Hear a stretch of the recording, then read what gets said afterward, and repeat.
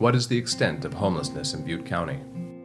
An estimated 1,600 people in Butte County are homeless. About 800 reside in Chico. These are families, couples, youth, and single adults. They live in shelters, cars, on the streets, and temporarily with friends and family. What are the public costs of homelessness? A 2009 study found that the public cost for unsheltered people is over $34,000 annually in public safety, hospitalization, and incarceration. This cost is almost 5 times greater than if they stayed in publicly subsidized, supportive housing. What is being done to address it? Our local housing and service providers have moved more than 1,500 individuals out of homelessness in the past 5 years.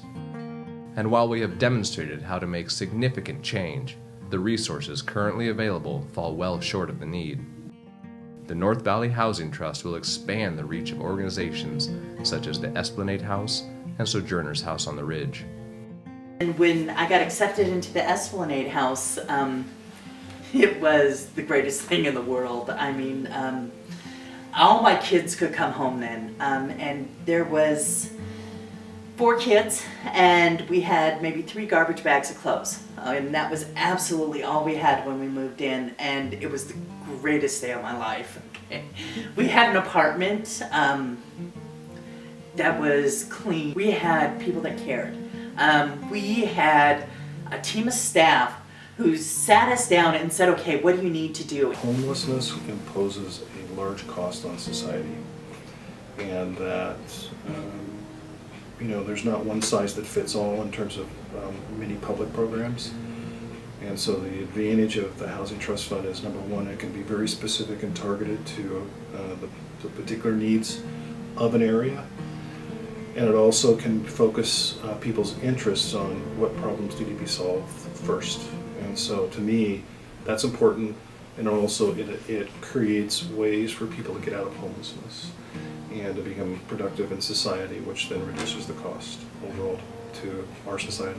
It's the first time that I've seen actually that much effort put into this, where not only from the people that were organized it, but the people, the citizens out there actually wanted to do something to help. Not really, instead of just pushing the problem away, they want to do something about it. And that was really, some of the ideas that came out of there were really outside the box.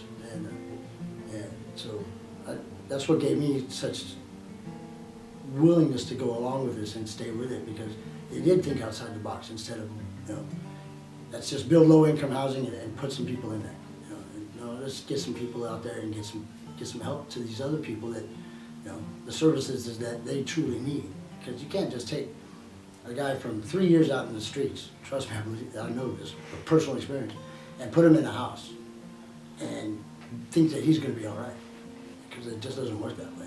We can spin our wheels and shoo away homeless time and time again, but if we're not fixing the problem, we need to invest in a more permanent solution. I can't think of a better cause than to be able to provide some kind of safe shelter from the elements for one of my neighbors that is in need.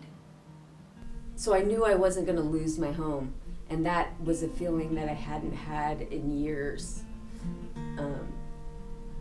And that's an important feeling to have, just the security of knowing that you're going to be able to wake up in the same place every day. The only 2 ways I saw were, either buckle down and get it done, or get back out there on the street. And I wasn't going back out on the street. I've been there too long. Like I said, with the socializing with the groups, and just I felt like I was actually human again. First and foremost, it is for the kids. Every kid deserves to grow up feeling important and loved, and like they're part of something, like they belong. And kids lose that feeling when their parents are active in addiction. There's something missing. And when they don't have secure housing, they feel like it's their fault. Having the Esplanade House there for me, even though I wasn't living there, just knowing that I was going to be able to live there was what kept me going strong for that year. That I was homeless, but I knew that I was eventually not going to be. Places like that need to exist, and they can't just exist with no money. It needs to come from somewhere. It needs to come from caring people who want to invest in not only the adults' futures, but more importantly the children's futures. They grow up happy. They grow up hopeful. They grow up to be inspirational people. They're strong. They've been through things. And they know that there are people out there that have supported them. They're going to grow up, my kids are going to grow up wanting to help people because they know how much they've been helped. We talk about the Esplanade House all the time and what they did for us. And I just really urge folks to step back, and if they were to look at their friends and their family and other folks, everybody has struggles. And the issue is that we all need to kind of reach out and reach down to our brothers and sisters that maybe are having a struggle, because you never know. It could be a friend or a family later on that has a similar struggle. And I think it's collectively it's up to all of us to show the way, and those that have fallen to pick them back up and help them in any way we can. And that can only really be done by individuals. It can't be done by governments or other institutions, and that's where you really make a difference. The North Valley Housing Trust is structured to amplify your contribution with other government and financial institution investments.